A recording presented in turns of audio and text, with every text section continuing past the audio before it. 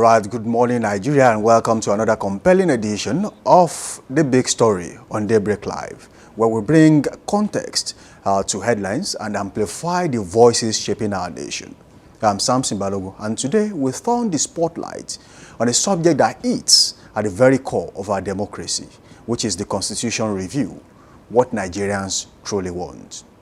Over 2 decades since the return of civilian rule, the calls for restructuring and constitutional amendments have grown louder across different regions and generations. From debates and state police, fiscal federalism to devolution of power and rotational presidency. The Nigerian people are demanding a constitution that reflects their realities, protects their rights, and promotes justice, equity, and unity. But how far have our lawmakers gone in truly listening to these demands? What do the masses really want from a new and restructured constitutional order? And is the current process inclusive and sincere enough to birth a document for the people, by the people? Today we unpack these burning questions with our guests and hear from citizens whose hopes and frustrations continue to shape the national conversation on constitutional reform. Good morning once again. This is The Big Story. Don't forget you can keep the conversation going by linking up with us on all social media platforms, Facebook, Instagram, and TikTok at Dominion Broadcast, and on X, formerly Twitter, at Dominion Cast. Do well to subscribe to our YouTube channel at Dominion Broadcast. Welcome to The Big Story. Today, I won't be doing this alone. I have with me, all the way from Abuja, Professor Taofeeq Adesina is the Professor of Communication and Language Arts at the Department of English, University of Abuja. He's also the Chief Imam, University of Abuja, Imam Dawa Front of Nigeria. Good to have you in the studio, sir. Thank you. Thank you for having me. Thank you for joining us. Welcome. Okay, now, there's a lot to talk about talking about the constitutional reform. People are asking questions. And then it's about to happen.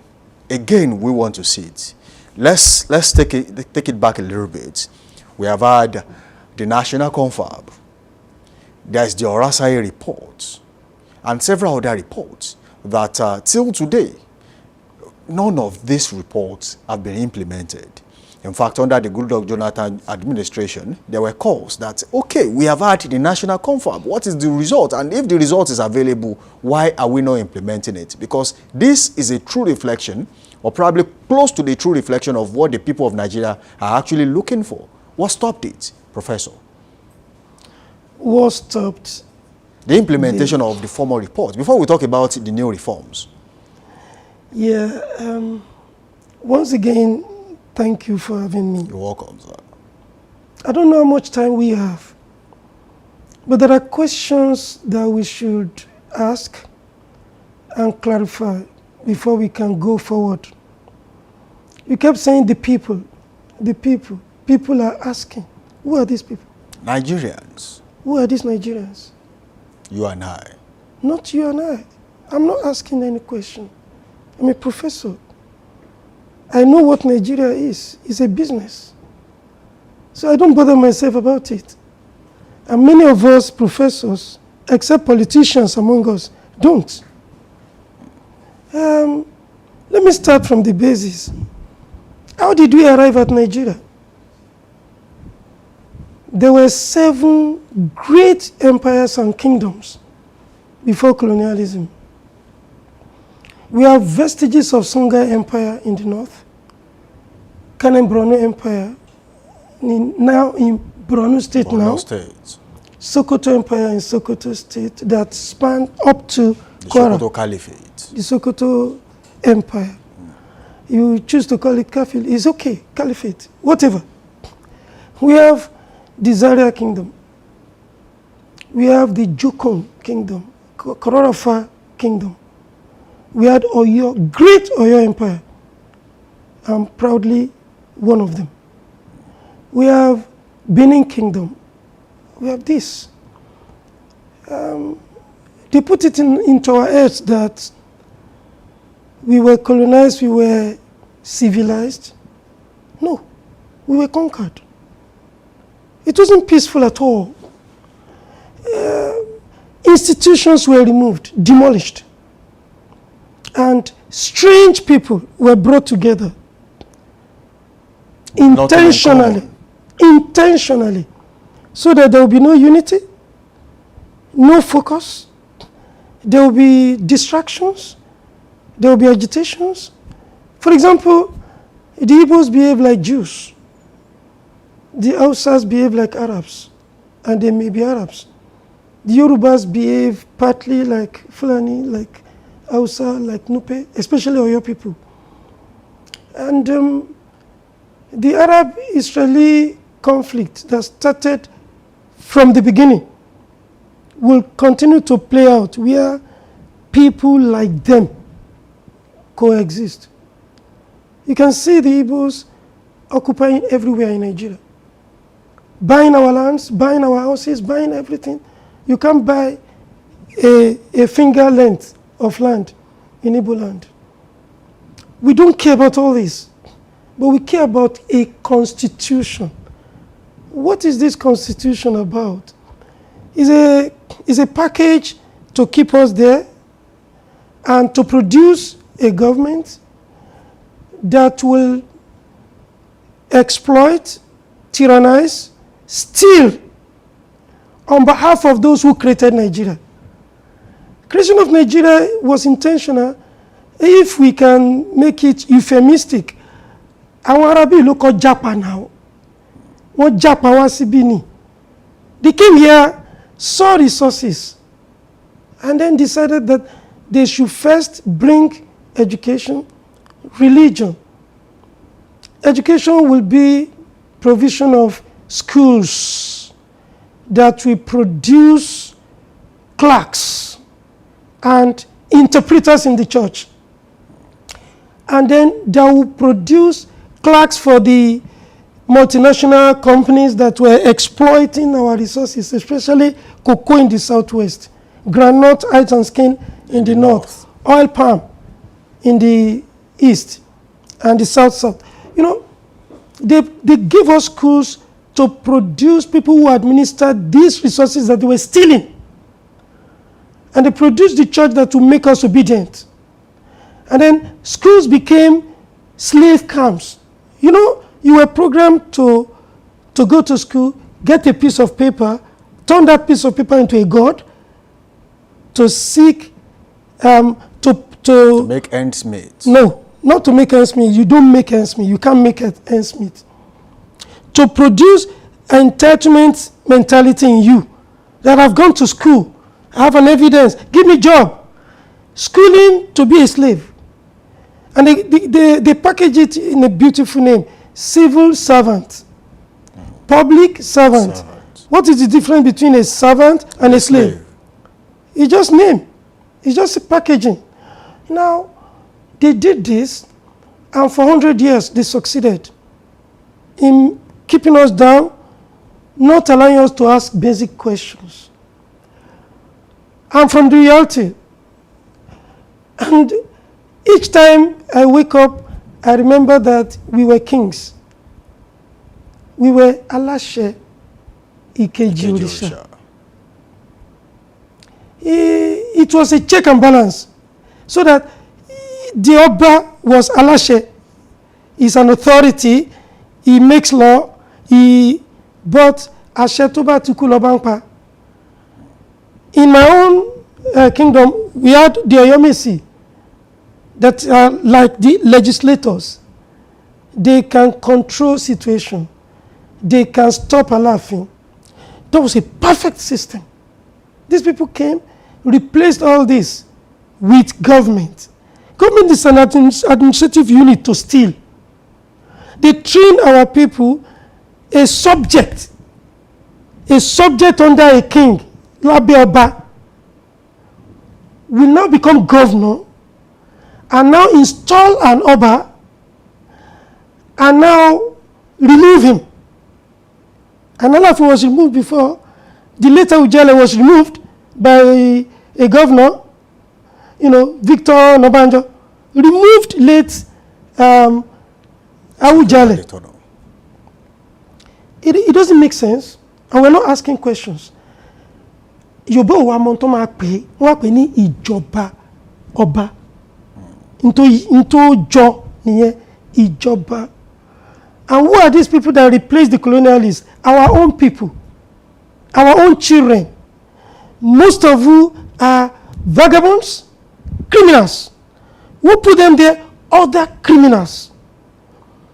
We're not asking these basic questions. Who produced the Constitution? These criminals. And then when you produce a Constitution, it will serve your interest.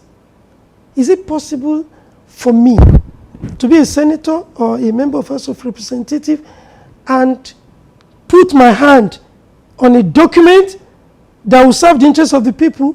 No, it is not natural. What is natural is if you enjoy a privileged position, you don't want to leave it. Now, how does a governor get there? In Oyo State here. Some of my brothers and friends that have been jumping up and down, they want to be governors, I ask them basic questions. Have they asked you this question before? It is, do you have 10 billion naira to burn? 10 billion naira to burn. So only 10 billion to masunlo.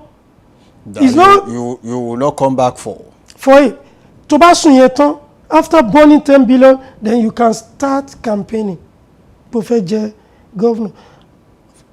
If you spend billions to become governor, in what way are you going to serve the people? If it is true that 4 trillion naira was spent in the last election, 3 trillion to buy some characters, to stop some characters from winning the election, and 1 trillion for the obvious thing, why is it that we are surprised if we are functionally educated? Why is it that we are surprised that the first action of Mr. President was to remove subsidy? Removing this subsidy to go into which pocket? Oando, who owns NNPC?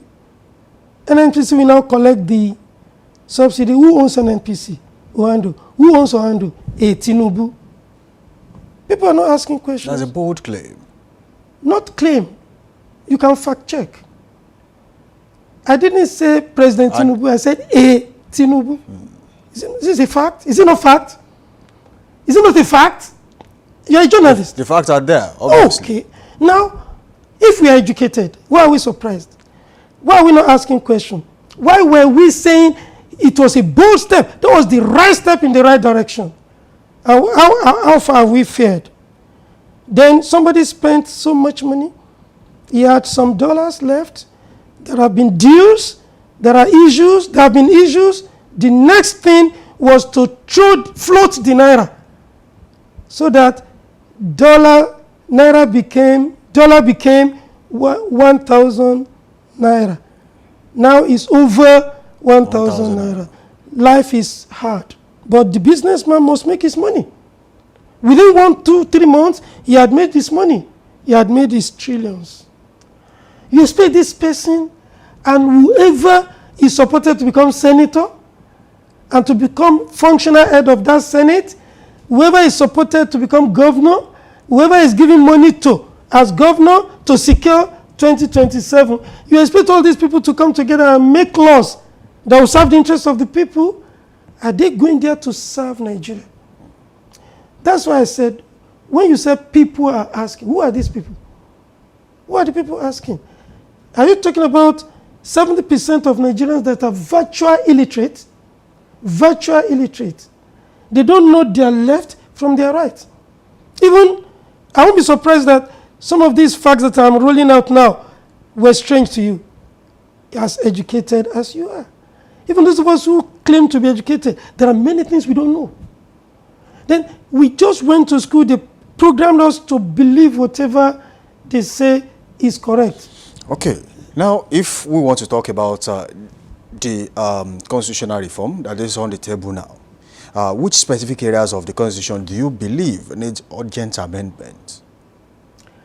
Well, I am not quite familiar with the 1999 Constitution. It has been amended so many times. As amended.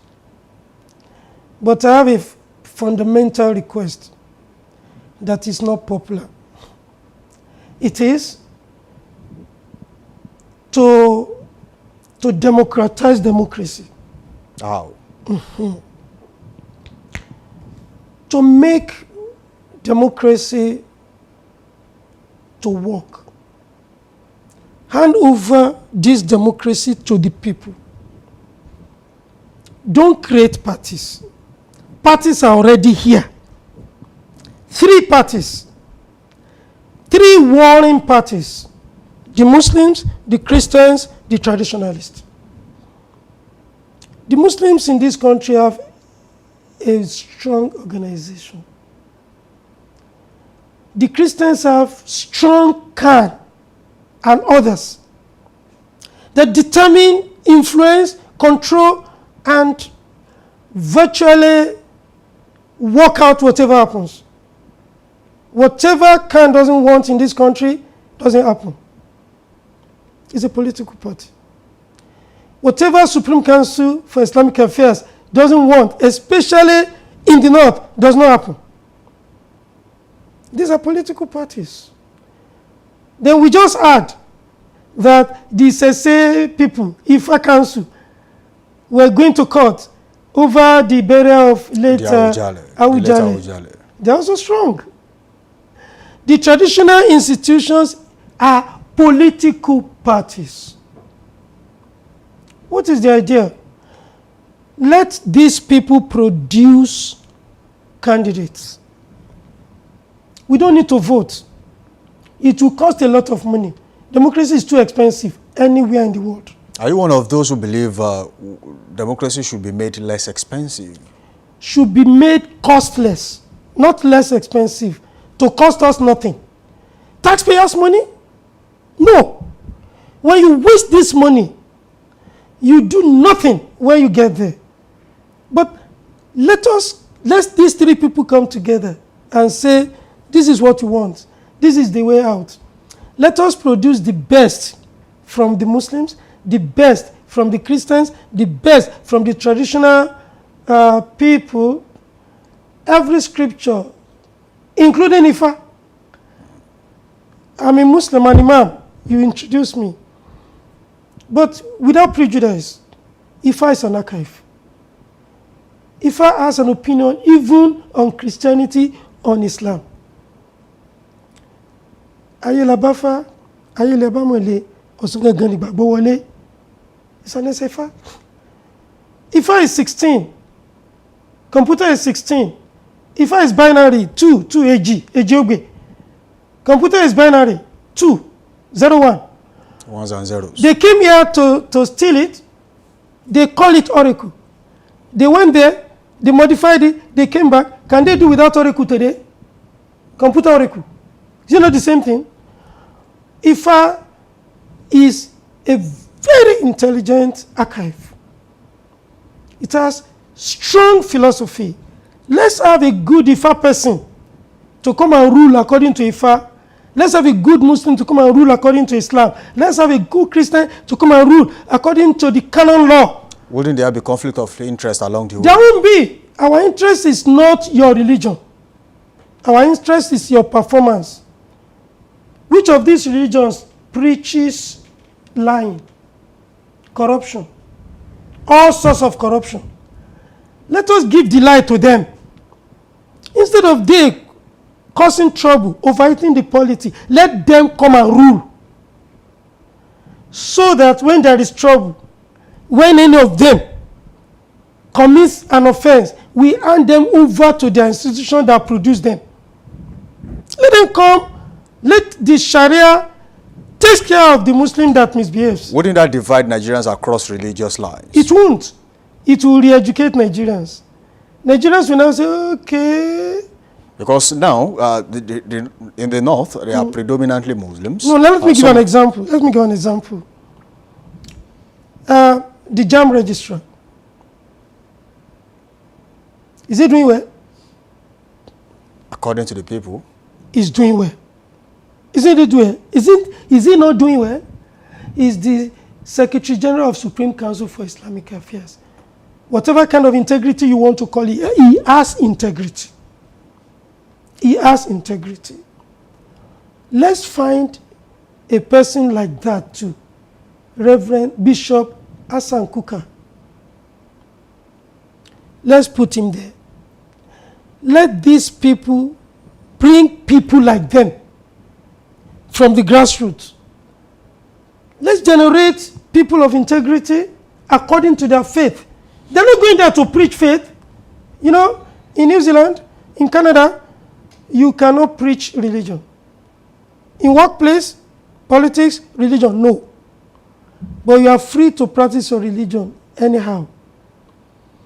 A Muslim in Canada, in UK, will wear niqab. Muslim girl will go to school with the hijab. In Nigeria, which was colonized by Britain, we have to fight for a Muslim girl to wear hijab. What are we talking about? We are religionizing things. We are not interested in function, we are not interested in performance, we are interested in sentiment. If we put religious people there, let them showcase what their religion has in stock for us. What value does that religion have? These corrupt people who are destroying Nigeria, are they not Muslim and Christians? And what effect has religious influence had on the Nigerian constitution as reformed on so many occasions? Zero. Because the Christian and Muslims who go there and do constitutional reforms are thieves and criminals. Some say politicians hide under the guise of religion to perpetrate some heinous Give me an acts. example. Give me an example of what they do. Hiding under religion. They were sworn in. Some were sworn in with the Quran, some with the Bible, and yet we have the Nigeria we have today. That is drama. Drama. What's the big deal about being sworn in? Where was their integrity when they were stealing? When they were doing money rituals in order to get enough money to go there? Where is the conscience of the pastor and the imam? When these criminals came to them and they sold them to their congregation, where is the conscience? NSAS, for example, we know all the connections. We know the troubles. So that is why I said, okay, let us open this matter. Let us stop hiding. Now, very quickly, still talking about constitutional reform, some have clamored for state policing, resource control and devolution of power, which are key demands. Now, how feasible are these changes in our current political climate? Well, if we go back to the regions controlled most of the resources. Southwest region produced cocoa house and the first television. That was when there was relative peace, relative education, and the education was free. Following after the British model, education would be free up to secondary school. Now, the North also produced their granite pyramids, and every region, the East, had their coal and so on. Every region developed, and there was relative competition. Who brought in unitary government? Who crashed the regions? Do you know? Go and find out. And why? Why? Okay, now we are still coming to that. Some have clamored for the return to regional system of government. Yes. And I belong to that one. I want to ask you this question. Recently, the President of the Federal Republic of Nigeria, took a bold step by creating development commissions. In the Southwest, South, majority of the regions in Nigeria now have development commissions. Just like we used to have the Niger Delta Development Commission. Now, as it stands, is this the backdoor to regional system of government that the President of the Federal Republic of Nigeria is trying to follow? Or is trying to make sure that even if I cannot regionalize Nigeria, there is a way we can actually make sure that these regions return back to what it used to be? I don't have access to the mind of Mr. President. But is this the backdoor to regional system of government? So I can't say, because it must be in his mind. And I don't read minds. And I don't trust politicians. This can also be anything. It could be vengeance. It could be an attempt to get at some people. But it is good. It's a good thing. It's a good thing. Except that every policy in Nigeria is an attempt to provide jobs for the boys. It's an attempt to provide jobs for the boys and keep them quiet. Shut their mouths. Now go and eat. These development commissions will attract a lot of money. They will also attract a lot of traffic. Traffic of politicians, contractors, and the rest of them. Some people like many things in Nigeria, they will go the way many good policies have gone. No implementation, no impact on the people, but to put money into the pockets of few. Apparently it's good. I was about to ask that question. Yeah, what mechanisms should be in place to ensure that the review process is people-driven rather than elite controllers? It can be people-driven because the majority of the people don't know what's going on. And their representatives bought their conscience to get there. They didn't participate. Let me give you a simple example. What is the estimated population of Nigeria? Around 200 to 250 million. Let's say just 200 million. What is the total population of politicians in all the parties, including those in offices? Are you saying that they concentrate on the politicians alone? No, don't answer the question. How many do you think they are? Give them 10 million. They are not up to. But give them 10 million. What is the percentage of 10 million out of 200 million? Now, when they want to produce their candidates, they want to do their primaries, how many of them do it? How many delegates? Then these delegates will be bribed, will produce the candidate the caucus wants. Sometimes the candidate the president wants from the grassroots, even from local government. The candidate the president wants as senator, the candidate the president wants as governor, the candidate the president wants as president. You know, sometimes the president may be going and he must produce the candidate that he wants. Now, when they produce their candidates, how many people voted last election? How many million? Total voters. How many millions? You have forgotten or you don't know. I am the interviewer here, so that's why I let's say 50 million voted. We are not up to 50 million that voted. We are not up to. How is democracy government of the people, by the people, for the people? Majority did not participate. Is it the fault of the government or the fault of the people themselves? So there are times voter register were put out there. People are asked to register to be voters. But so many of them do not go. Yes. What is the level of voter education? And is it deliberate and intentional? You don't want people to know. Many a times the National Orientation Agency puts information out there for people to actually... For hungry people who are basically struggling to feed. Poverty is an intentional affliction. So you are saying poverty is now is a weapon? It's a weapon. It has been weaponized more than 100 years ago. What's the way out of this? Weaponizing poverty for the people? It is deliberate, functional education.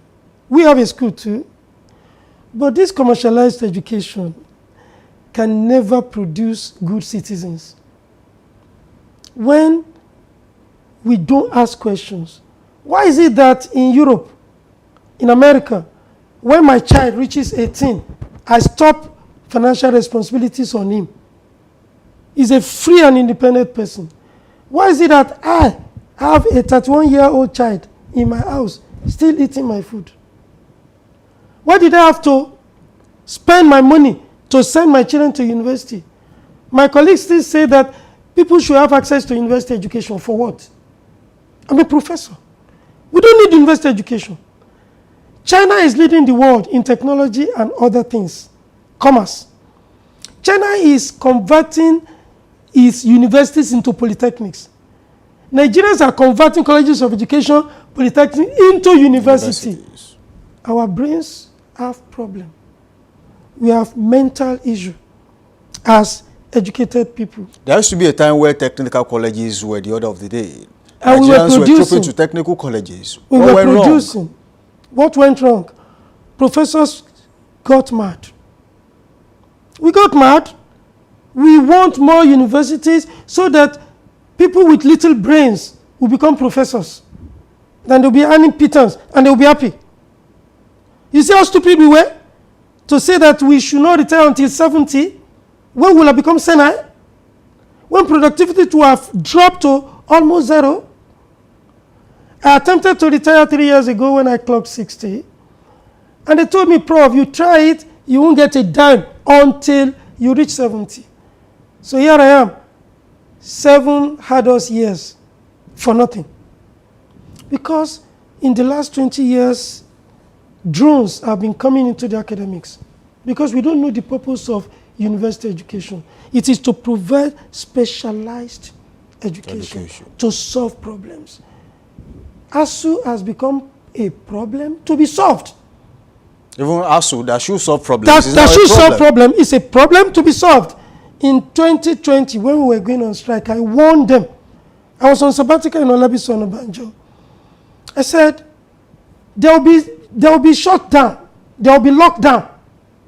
You are going on strike. When there will be lockdown, what effect would that strike have? Many of us are still paying for going on that strike. Another strike, I said, let this be the last strike. Why must we always go on strike? What are we? Are there other ways to get things from the government? Are there no other ways? Some say the government do not listen to dialogues. So are we not researchers? Aren't we able to intellectually fathom a means of making government listen to dialogue? Will true federalism fix Nigeria's problems? It will. But will it happen? Will they allow it to happen? There are many people who will not be anything in this country, except that there is a federal government. Some are clamoring for creation of new states. Is that a way to feed more political jobbers? In a way. But again, I support it in a way. Because it will break down hegemonies. It will break down entitlement mentality in some places. It will bring government closer to the people. If, for example, they create Okeogun State today, I will be exceedingly happy. We are one people. Okeogun, we are one people. Every time in Okeogun is like one big family. But people that will stand up to contest election in the community, I will say, Omo Tani Wonle. They will prefer to go to federal and become important. Those who are not important at home, they bribe their ways to federal. It is good. I believe that when we decentralize, when we make democracy more democratic, when people participate, like my own suggestion, let these people who claim to be perfect, who abuse people, people who claim that somebody will go to hell, and those who say the two of them will go to hell. Give them responsibilities. Give them responsibility. Let them come and showcase what that faith is. Now, lastly, before we go, Professor, what practical steps can citizens take now to influence and monitor the process beyond simply hoping for a change? Yes, in Nigeria, you can still protest. I don't object to protest, but it must be educated and informed protest. Let's get an issue. Then we do advocacy. Again, there will be need for two things: education, leadership. Education, leadership. If you are educated, you know the issue. Then who leads you? So that the thugs will not hijack it.